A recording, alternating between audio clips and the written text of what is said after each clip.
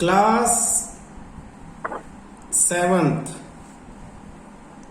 Maths chapter 2 exercise 2.3 question second में इसने कहा है multiply and reduce to lowest form. Multiply क्या बात नहीं आ रही। Multiply and reduce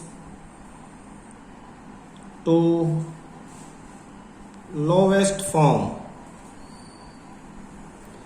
if possible। First part 2/3 multiply 2/3 कैसे सोल्व करेंगे इसे देखना।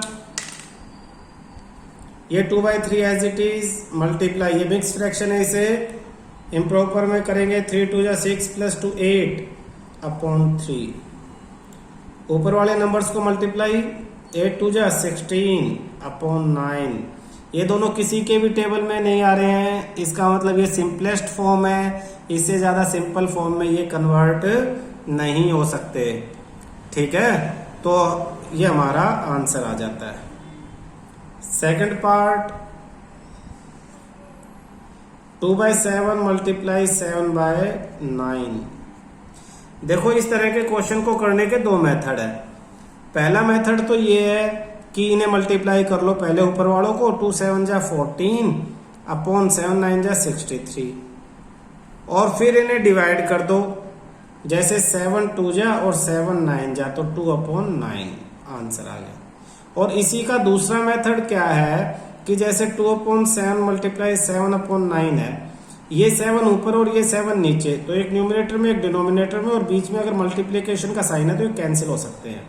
तो बचता क्या आपके पास 7 1 7 से कैंसिल हो गया, तो 2 1 जा 2 अपॉन 9 1 जा 9। तो आप इस तरह से कर सकते हो या इस तरह से, ये आपका मन है। थर्ड पार्ट में कहता 3 अपॉन 8 मल्टीप्लाई 6 अपॉन 4।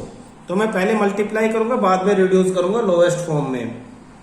3 इंटू 6 18, 8 4 जा 32। दोनों को लोवेस्ट फॉर्म में कैंसिल करने के लिए मैं 2 से डिवाइड कर देता हूं। ये 2 से कैंसिल 9 और ये 2 से कैंसिल 16, तो मेरे पास आंसर आया 9 अपॉन 16। फोर्थ पार्ट में देखना, फोर्थ पार्ट में मेरे पास क्वेश्चन है 9 अपॉन 5 मल्टीप्लाई 3 अपॉन 5। तो 9 3 जा 27, 5 5 जा 25। यही लोवेस्ट फॉर्म है, यही आंसर है, ये और स्मॉल फॉर्म में रिड्यूस नहीं होता। ठीक है, नेक्स्ट क्वेश्चन देखो, इसी का नेक्स्ट पार्ट 6 फिफ्थ पार्ट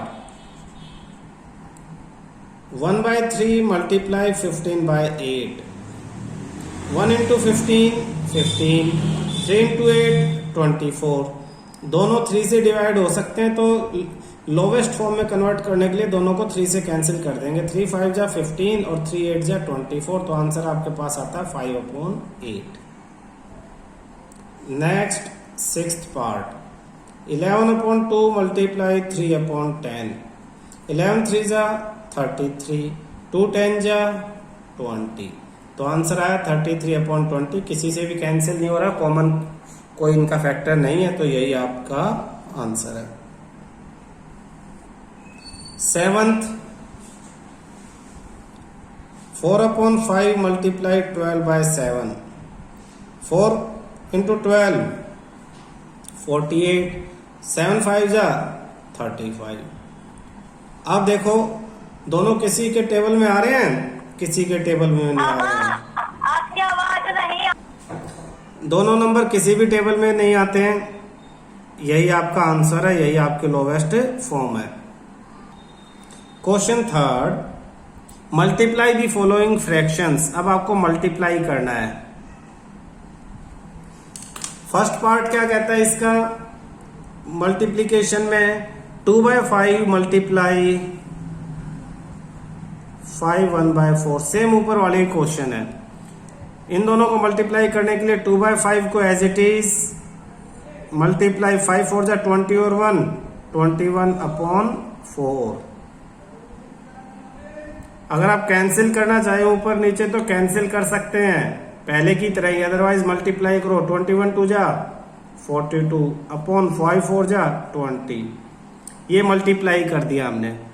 अब उसने हमें ये नहीं कहा कि रिड्यूस टू लोवेस्ट फॉर्म, तो हम यहां छोड़ भी सकते हैं और इसे लोवेस्ट फॉर्म में कन्वर्ट कर भी सकते हैं। ये अब तुम्हारे ऊपर है। तो अगर 2 से कैंसिल करेंगे तो 21, नीचे कैंसिल करेंगे तो 10 और आंसर आता है 21/10। सेकंड पार्ट इसी क्वेश्चन का 6 2/5 मल्टीप्लाई 7/9। 5 6 या 30 प्लस 2 32/5 मल्टीप्लाई 7/9। 2 7 जा 14 और ये 22/5 9 जा 45। ये भी कोई किसी के टेबल में दोनों नंबर नहीं आ रहे हैं, किसी से कैंसिल नहीं हो रहे हैं, यही आपका आंसर है। थर्ड क्वेश्चन इसी का थर्ड पार्ट 3/2 मल्टीप्लाई 5 1/3। तो ये 3/2 मल्टीप्लाई 5 3 जा 15 और 1 16/3। वैसे तो 3 से 3 कैंसिल 2 1 जा 2 8 जा ऐसे कैंसिल कर सकते हैं, लेकिन फिर हम यही मल्टीप्लाई करेंगे 16 3 जा 48/3 2 जा 6। अब 6 से कैंसिल कर दो 6 1 जा 6 8 जा, तो 8 आपका आंसर आ जाता है। Fourth part 5/6 multiply 2 3/7। 5/6 मल्टीप्लाई 2 3/7। तो 5/6 मल्टीप्लाई 7 2 जा 14 प्लस 3 17/7। 17 5 जा 85/7 6 जा 42 आंसर। फिफ्थ पार्ट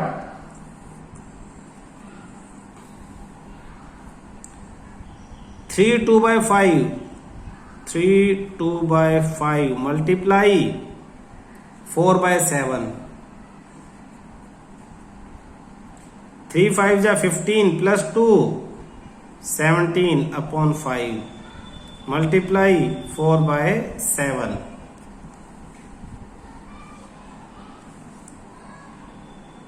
17 4 जा 68। 7 5 जा 35 आंसर। Sixth 2 3/5 multiply 3। 2 3/5 मल्टीप्लाई 3। 5 3 जा 5 2 जा 10 प्लस 3 13/5 मल्टीप्लाई 3। 13 3 जा 39/5 आपका आंसर। Seventh 3 4/7 3 4/7 multiply 3/5। 7 3 जा 21 प्लस 4 25/7 मल्टीप्लाई 3/5। 25 3 जा 75/7 5 जा 35। दोनों 5 से कैंसिल हो जाएंगे। 5 से जब इसे कैंसिल करेंगे तो 5 1 जा 5 5 3 जा 5 5 जा 25 15/5 से इसे कैंसिल करेंगे तो 7 15/7 आपका आंसर आ जाता है। क्वेश्चन 4 कहता है which is greater.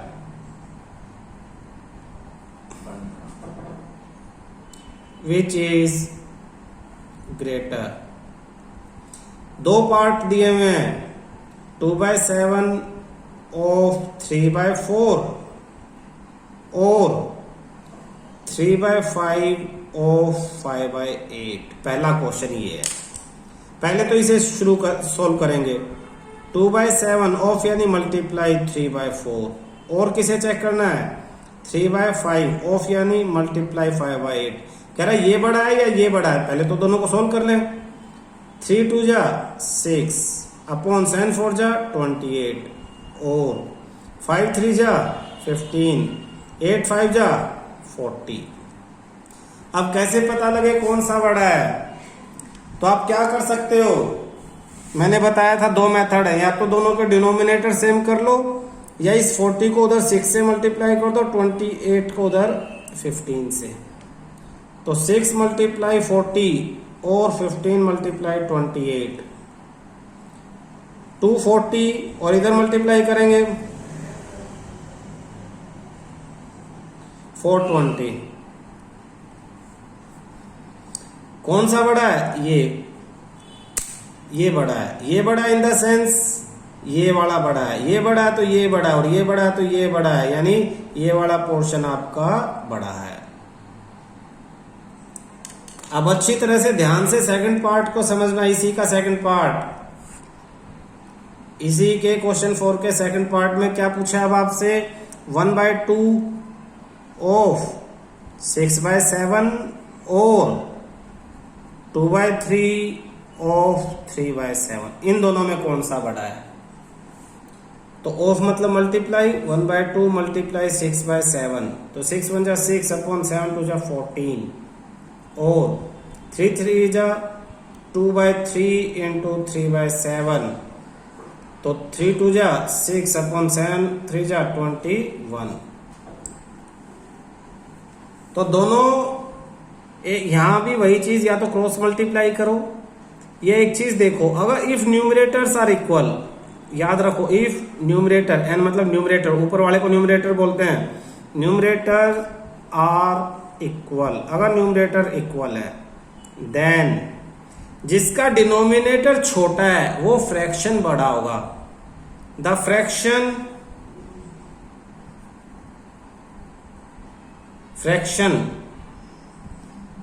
having small denominator is greater। समझने की कोशिश करना, इधर भी न्यूमरेटर 6 इधर भी 6, तो न्यूमरेटर्स तो इक्वल है, न्यूमरेटर आर इक्वल। तो denominator the fraction having small denominator, किसका फ्रैक्शन? यहां 14 और यहां 21, तो किसका डिनोमिनेटर छोटा? 14 का। ये जिसका डिनोमिनेटर छोटा है वो पूरा नंबर बड़ा होगा इससे, यानी ये बड़ा हो जाएगा। Therefore 6/14 greater than 6/21। इसे तुम ऐसे समझ सकते हो कि 6 मिठाई हैं, 6 मिठाई 14 बच्चों में बांटनी है, और यहाँ 6 मिठाई 21 बच्चों में बांटनी है, तो किसको ज्यादा बड़ा हिस्सा मिलेगा? इन्हें ज्यादा बड़ा हिस्सा मिलेगा, क्योंकि यहाँ पे बंटने वाली मिठाइयां तो दोनों तरफ सेम है, लेकिन जिनमें बांटनी है वो इधर कम है। तो 6/14 इज ग्रेटर देन 6/21। ये याद रखना, अगर न्यूमरेटर सेम है तो छोटा डिनोमिनेटर वाला फ्रैक्शन बड़ा होगा। Question 5, Sally plants 4 saplings in a row in her garden. The distance between 2 adjacent saplings is 3/4 meter. Find the distance between the first and the last saplings. देखना बेटा, एक सैली है, 4 सैपलिंग्स मतलब पौधे लगाती है। तो एक ये लगा दिया सपोज, दूसरा ये लगा दिया, तीसरा ये लगा दिया एंड फोर्थ ये लगा दिया। ये 4 उसने पौधे लगा दिए। The distance between 2 adjacent saplings 3/4। Adjacent मतलब साथ वाले, इन दोनों के बीच का डिस्टेंस है 3/4 मीटर, इन दोनों के बीच का भी 3/4 मीटर और इन दोनों के बीच का भी 3/4 मीटर। वो पूछ रहा फर्स्ट और ये जो लास्ट है इनके बीच में टोटल कितना डिफरेंस होगा। तो 3/4 तो आंसर आ जाएगा 3/4 को 3 बार प्लस करने का मतलब है 3 से मल्टीप्लाई कर दिया तो 9/4 मीटर। लेकिन हम क्या करेंगे, स्टेटमेंट भी तो लिखेंगे। तो देखो total number of saplings, solution यहां से शुरू है। Total number of saplings 4, the distance between two adjacent sapling, the distance between two adjacent, the difference between two adjacent saplings 3/4 meter,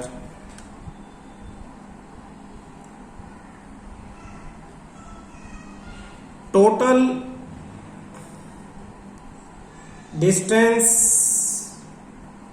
between first and the last sapling, first and the last sapling equal to 3/4 multiply 3, 3 3 जा 9/4 metre. ये आपका answer है। ये 3 कैसे आया, diagram से समझा। 4 sapling है तो उनके बीच में डिस्टेंस तो 3 ही हुए, इनके बीच में एक, एक इनके बीच में और एक इनके बीच में, इसलिए 3/4 को 3 से मल्टीप्लाई कर दिया। क्वेश्चन 6,